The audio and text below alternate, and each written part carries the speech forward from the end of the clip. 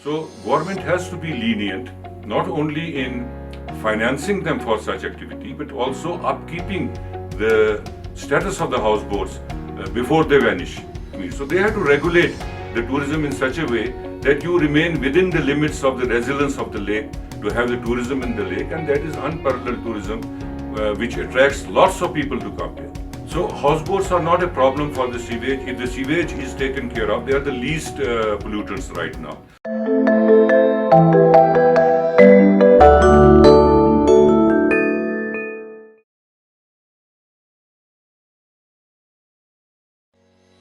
I am Ejaz Assoor, and I have been working with the engineering department of government. I have worked for Dal Lake also for quite long, made lots of projects which are ongoing and projects which fetch the money and all. And Dal Lake, I have been interacting right from my school days. It was in class 9th that I did the recross, that is swim across the Dal Lake from Nehru Park to Nishat and come back. And thereafter, this is something which is part of our culture and ethos here in Kashmir. So I don't think there's any Kashmiri who will not be interacting with Dal Lake as much as the visitors and tourists also do. So this is how I know Dal very well, and I have worked for it, studied it, and conducted certain sub-projects also.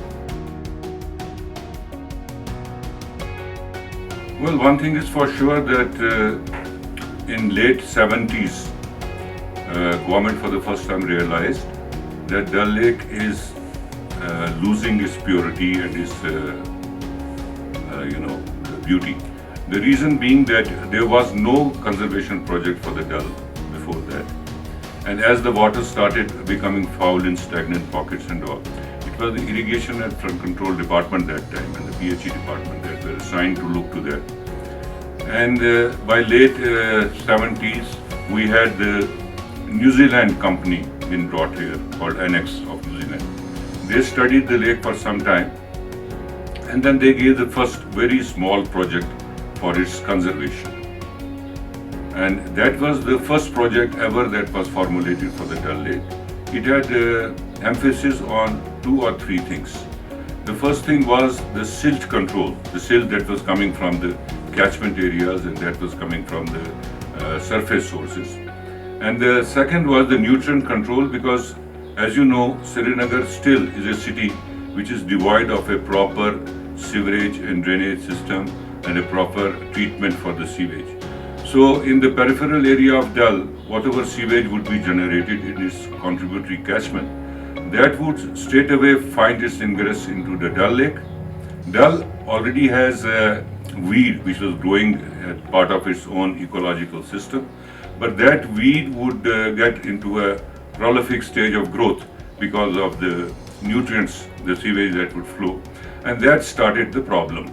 So far as the silt is concerned, a lot of activity has been done. We have the settling basin at Telbal, which has already stopped the silt ingress. The sewage has also been taken care of to the extent of about 60%. But 40% of the sewage from the western side is still going into the Dal Lake. And they are at it, but the progress of that work is very slow. It has been going on for the last 35 years under Urban and Environmental Engineering Department. Then comes the hamlets. In the Dal Lake we have 58 hamlets populated, which are people are living there. And they had to go out of the Dal Lake as per a rehabilitation package. But that rehabilitation package again has been going on since 1986 June, when the moratorium was placed that they will not construct any new house, they will not repair their house, and they will be shifted. 8 colonies were already established for them. They were shifted in those 8 colonies. But the population also started growing. In 70s, in 80s, they took another survey, socio-economic survey, and some more families were introduced to be removed. But till now, that program has not logically worked parallel to the conservation part. So the rehabilitation part is still pending. So this time also, if you see the sewage generated from these 58 hamlets within the lake, that finds its way into the Dal waters. Then we have the last and the least are the houseboats, which are used by the tourist who come here and they live here. Now these houseboats, though they have their own history, but so far as the Dal Lake is concerned, they also are devoid of any houseboat sanitation project. So whatever sewage is generated in the houseboats, that also is going to the Dal Lake. So far they have not yet come out with any project which has been implemented. There are many options that had been given, but still the sewage is going to the Dal Lake, due to which you have the nutrient inflow to the lake coming, and it is disturbing the nutrient budget of the lake. So that is something which has gone bad over these years, and that has deteriorated into the lake water quality of the lake. As I told you, houseboats are the part of the lake ecosystem. They have immense importance so far as the tourism is concerned. The experience of living in a houseboat, the luxury and the comfort that you feel there is unparalleled. It's not seen in any part of the world like that. And that is the only place where you can interact with the lake. You can go in the lake, swim in the lake, boat in the lake. So houseboats are not a problem for the sewage. If the sewage is taken care of, they are the least pollutants right now. But if the sewage is taken care of, they are the best places to reside. They are just like hotels inside this thing. The only problem is now in the moratorium that was placed in 1986, the permissions had to be sought for repair of the houseboats. Now we know houseboat construction has become very costly now. New houseboats are not going to come. The old ones which are already existing require very extensive maintenance procedures where they have to fill in the joints of the bottom and with special grass and all that, so that they remain leak proof and all. So government has to be lenient, not only in financing them for such activity, but also upkeeping the status of the houseboats before they vanish. Now we are seeing that earlier, if you see, they would have all sorts of Kashmiri handicrafts on the display in their drawing rooms, in their living rooms, in their dining rooms. But now those carpets are no more there. The Kashmiri carpets have been replaced by other carpets which are cheaper. That furnishing which was used to be there, that is difficult to maintain. So tourism department has to have a policy of keeping a number of houseboats which are congenial to be kept in the place, provide them with the sewage facilities and houseboat sanitation procedures, and also regulate the tourism there, because it's not that you overstretch the tourism of the lake. The lake has its own potential of tourism that it can take. So there are other places also in Kashmir. So they have to regulate the tourism in such a way that you remain within the limits of the resilience of the lake to have the tourism in the lake, and that is unparalleled tourism which attracts lots of people to come here. So I will just suggest the government should have a proper policy for maintenance, upkeep, and helping the houseboat owners to maintain their trade.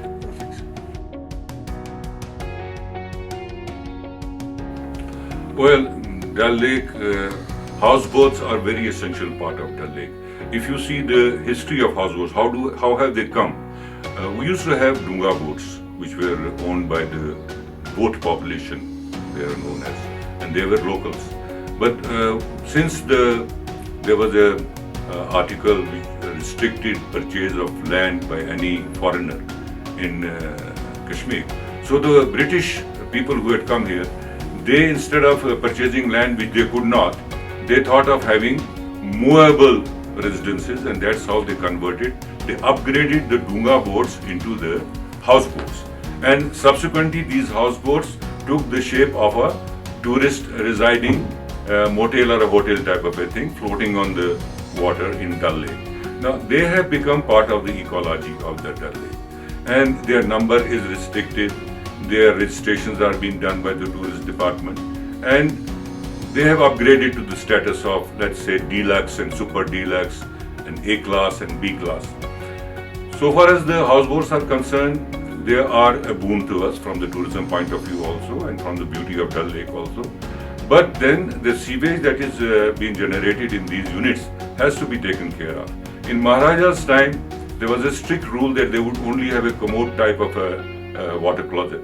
So whatever would be deposited there would be removed by scavenging. Subsequently, in mid-80s, when people upgraded their toilets into the flush type of a toilet, The houseboat people also upgraded them to the flush type of a toilet. And then it was only a flush and the water and the whatever refuse and sewage and dirt that would go directly into the lake. That started spoiling the water quality around the houseboats and especially in the area which were having these houseboats located. So that became a cause of concern. Now houseboat sanitation projects have been worked out, lots of proposals have been worked out, but till now, none of them have been implemented on a large scale where it could be taken care of. Now if you see Nagin Lake, you have the houseboats mooring along the shoreline, so there's no problem. You can connect them to the garland sewers that already have been laid. But if you come to the Dal Lake where you have the Gagribal Basin, which is having most of the houseboats located, we still have to go for a houseboat sanitation scheme. And there was a scheme already made, where we had thought that we would keep them into rows and lines. It was in the High Court direction also. And that involves certain acquisition of the land. You'll be surprised to know that the water and the land near the houseboats, they are owned by the people. They have their proprietary rights over it. So you have to acquire that land in order to implement any scheme. So to facilitate the sewage of that area, it was proposed that we'll put them into lines, grade them up to as per the status of the houseboat, and then have the lake bed sewers and a aqua vacuum system of sewers, which will remove all these sewage to the shoreline, thereupon to be pumped to the city sewage plants. But still nothing has been done on that account. The acquisitions have not been done. Another very important factor that has taken place, initially they were being served by the Dunga boats, which were the kitchen units as well as the resigning units of the people who would serve the houseboat. Now those Dunga boats have vanished. There are small land islands which have been created at their places. Hutments have come behind the houseboats where the kitchen has been located now. So it's a matter of now taking the kitchen waste as well as the houseboat waste into the houseboat sanitation project. Proposals are there. I think DRDO has given them the latest proposal for a ready-made unit to be installed. We hope that they will work on that very soon and this thing will be taken care of. But the houseboats are mostly in Dal Lake, they are at the exit point. So they are not affecting the ecology of the lake to that extent because whatever water gets polluted, it is coming out from the Dal Gate area and going towards the Jhelum. So that's not the solution, but it's not affecting the lake in a big way. But if they have the proposals where they are in anticipating to shift the houseboats upstream to the Doldam area, then we have a problem because Doldam area has the 30% spring water that comes to the lake in the water budget. Is 30% is the spring water that comes from the lake bed. They are all in Doldam. So if you have the houseboats shifted there and even if you provide a sewerage scheme for them, there would be problems because if there's any mishap, that will then pollute the upstream area of the lake, the upstream waters of the lake. And we have seen that since we have not been able to do it for the hamlets, and hamlets are to be shifted out, otherwise we could have easily placed them for the hamlets also and there would no need would be there for taking out the people. That pollution could have been taken care of. But based on that experience, I would not suggest that they should be shifted to the upstream. They should be placed where they are, that is the business area near the hotels. Put in proper lines, put in proper alignment, and then have a sewerage scheme for them and take care of their wastes. Now, if you really want to now save Dal Lake and if you really want to have the project in shape, then we have to see that the rehabilitation project that has been formulated, which has to go co-laterally with the conservation of the lake, they have to go hand in hand and at equal speed. Otherwise, one of them is going to overdo or undo whatever has been done or achieved on the other side. So, implementation of the project has to be relooked properly, and the propositions in the project, which are about 28, 29 sub-projects of that. So they concern water budget, they concern water circulation, they concern pollution of the lake, they concern the upgradation of the catchment area so that no silt comes there, revival of the springs, water circulation of all these things have to be looked up in proper shape, commensurate with one another. Dal is a patient which has multiple problems. All these problems are to be simultaneously done, and that's why the authority was created, so that under one umbrella, all the facets of your lake, like water conservation, the revenue part, or the soil conservation part, or the forest department, they all work under one particular thing. People have also to contribute not to encroach upon its areas. People have to contribute that they do not pollute this lake.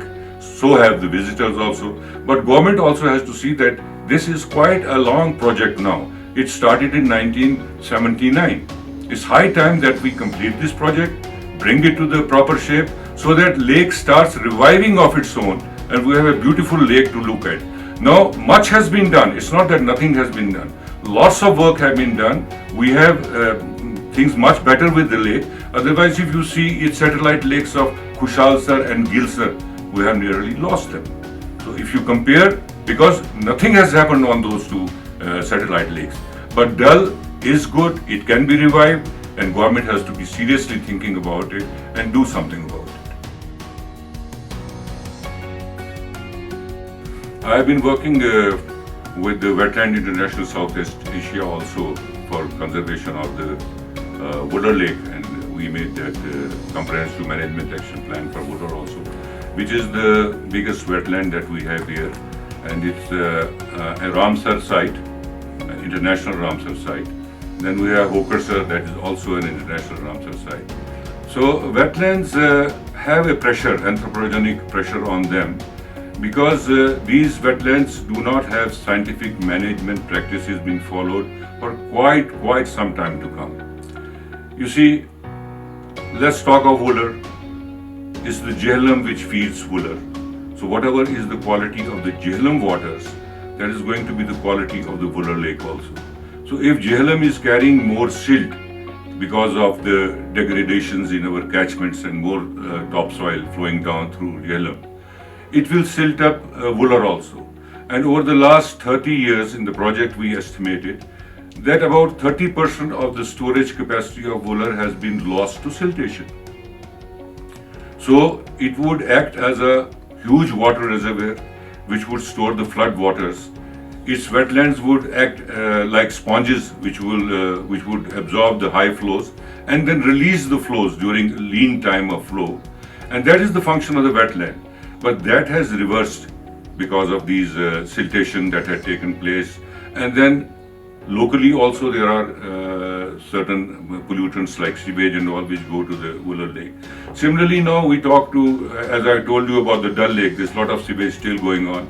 Those 60% has been taken care of, but 40% is still flowing from the houseboats, from the hamlets, from the peripheral shoreline of western boundary. So all these wetlands, unless and until they are managed as to the scientific practice, even if we talk of Hokersar, which is a wetland of repute here and where lots of birds come here, migratory birds come here. So we have seen a decline. 2014 also played its part. It silted up these wetlands. Now they require conservation measures more than they would have required any time, especially after the 2014 flood. But that practice has still not been followed, though Wooler has a project now. It's been implemented through WUCMA, the Wooler authority that has been made for that. But the progress is very slow. The project should have been finished in 5 years, but it's still on, and much progress has not been achieved. Hokersar, they are in the inception, they are making the projects now, to how they have to handle it. Then we have other very big system of wetlands in the state itself. All of them, mostly they are left to the nature. They have not been given any conservation measures so far. So wetland is something of which we have realized its functions have come to fore of very late.